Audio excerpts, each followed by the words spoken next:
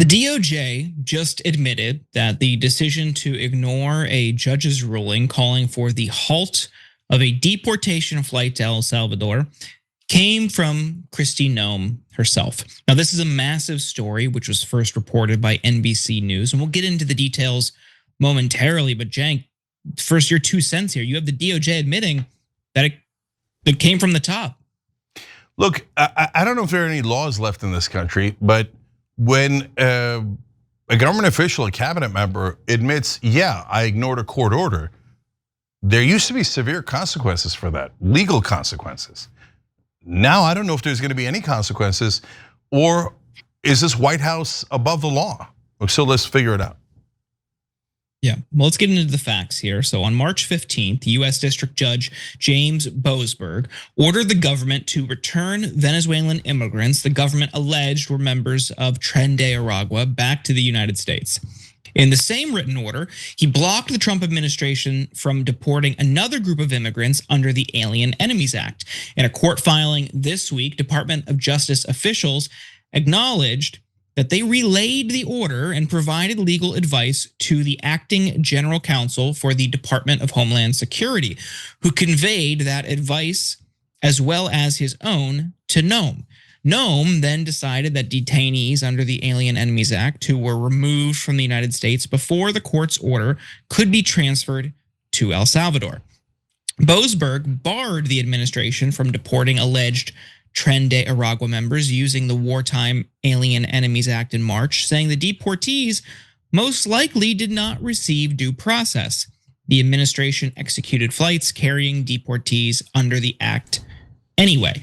Now, last week, the same judge revived criminal contempt proceedings against members of the Trump administration over its willful disregard of his order.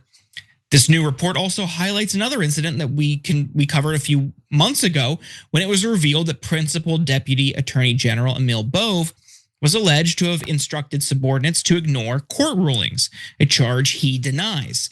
The Trump administration is fighting back against Boasberg's contempt proceedings, but an appeals court gave him the green light to proceed earlier this month, so we'll watch as this case develops. But Cenk, do you think there will be any repercussions for the administration?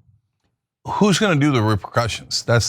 So we're now in a situation where we might have this like insane constitutional clash, and I don't know how it'll be resolved. So okay, so the judge is saying you can't be in contempt of my orders, which makes sense. That's exactly the law in this country and what we always know. And if you're in contempt of court, it could have legal consequences, including actually going to jail, right? Here, the Department of Homeland Security chief, Kristi Noem, is saying, yeah, I'm in contempt, so what? Yeah, you told me to turn the plane around and I didn't. And I gave them an order to ignore your order. Well, you can't ignore a court order, that's not legal. That's not our system. So, for example, Biden did student debt relief, and the courts knocked down a huge portion of it. I'm massively in favor of student debt relief. I would not have counseled Biden, who cares about the courts? So what? Just give them the debt relief anyway. Because that's not how the laws are. Then you'd be in contempt, and we have a constitutional problem when the other branches don't listen to a ruling of the judiciary. So is Kristi Noem going to then accept the responsibility and have legal consequences? My guess is no. So then if this goes all the way to the conclusion of these court proceedings, and they say, yes, that cabinet member is in contempt and should go to jail, what are we gonna do? I mean, I don't think Kristi Noem is going to volunteer to go to jail. Who in the executive branch is going to arrest the head of Department of Homeland Security? I don't know. Yeah, I mean, we'll see as this appeals process pans out. It could make its way to the Supreme Court. I think once it gets there, then they admit that they're fine. Nothing will happen. So, yeah, I think it reflects a deeper problem in our system, Cenk. What's the point of even pretending like we have a democracy if you have the administration openly defying and acknowledging that they defied a court order in a legal filing? Yeah, we did that. What are you going to do about it? Essentially, like, None of this works. This all works when we all agree to participate, adhere to the rules, adhere to the standards, adhere to the process, and respect it. And you have one side saying, no, we're just going to do our own thing. And then recoil at mass mobilizations like the No Kings protest. How could they? We don't have a king.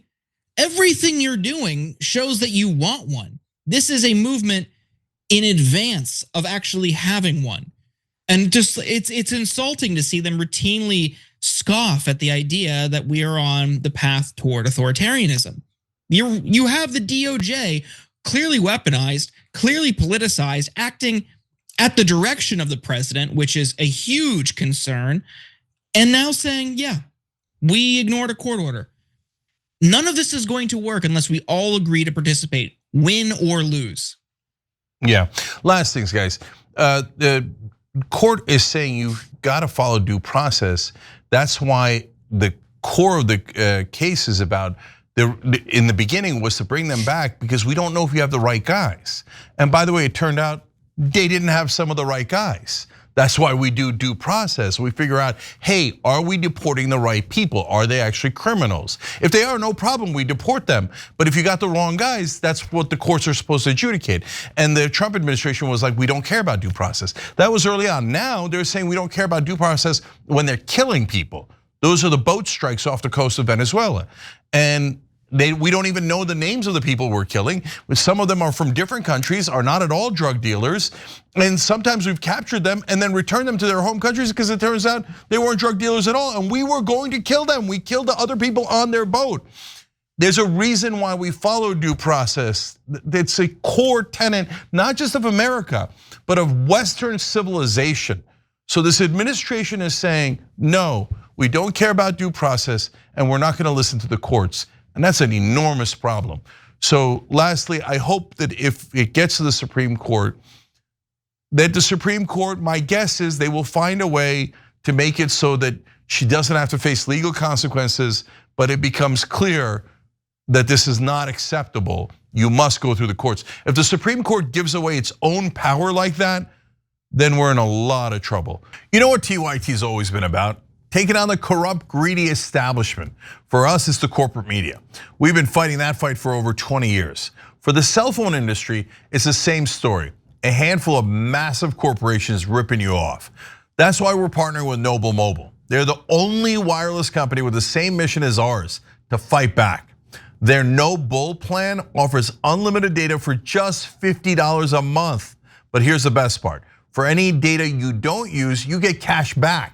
Real money you can spend however you want. Stop letting your unused data pad the pockets of billionaires. With Noble, you take control over your data. And by switching to Noble, you're directly supporting TYT in our mission of bringing you honest, independent news. So give Noble a try and make the switch today. Scan the QR code on the screen now or visit go.tyt.com/plan. That's go.tyt.com/plan. But my guess is they will protect their own power while somehow splitting the baby and not putting Kristi Noem in legal jeopardy. They oftentimes make political decisions like that and contort the law to make it political so that they don't get into a constitutional crisis, because they order the arrest of a cabinet member and the executive branch doesn't do it. We're in a massive constitutional crisis. So probably won't get to that, I hope, but they have to get back to following the law and the judiciary. If they don't, then we're gonna have as big a problem as this country's ever had. Every time you ring the bell below, an angel gets his wings. Totally not true, but it does keep you updated on our live shows.